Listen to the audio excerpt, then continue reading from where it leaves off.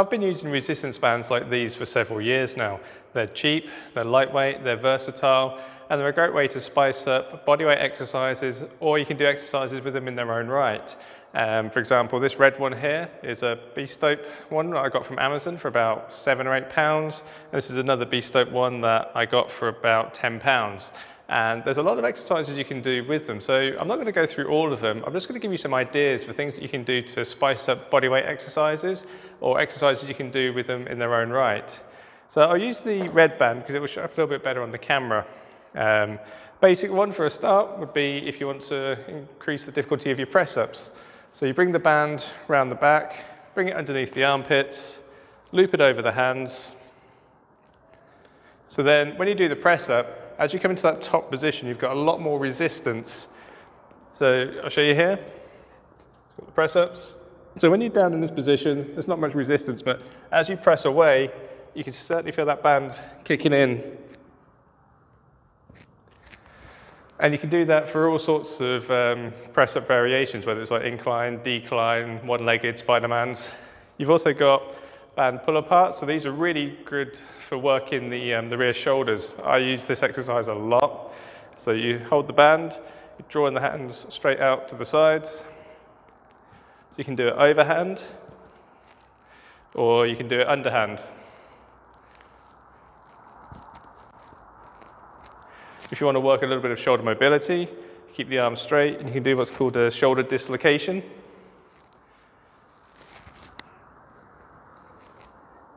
If you want to use them for a back row, what you can do is you can step on the band, go into a split stance position, and you can use it to do one arm bent over rows.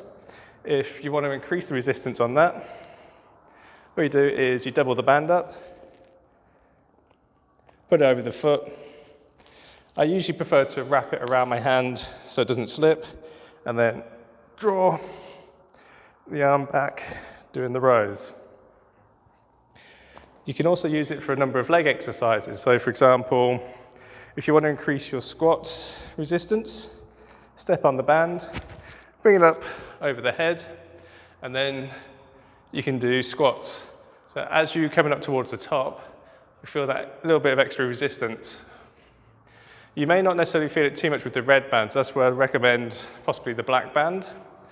Likewise, if you want to increase split squats, so you can keep it around the front foot, around the base of the neck, split stance position, straight up, straight down. And again, as you're coming up, you'll feel that little extra resistance through the leg muscles. If you want to use it for a Romanian deadlift, to work the hamstrings, what you can do, step over the band, make a cross, loop it over the feet again, and then you can take two bands, and then you can do your Romanian deadlift exercise.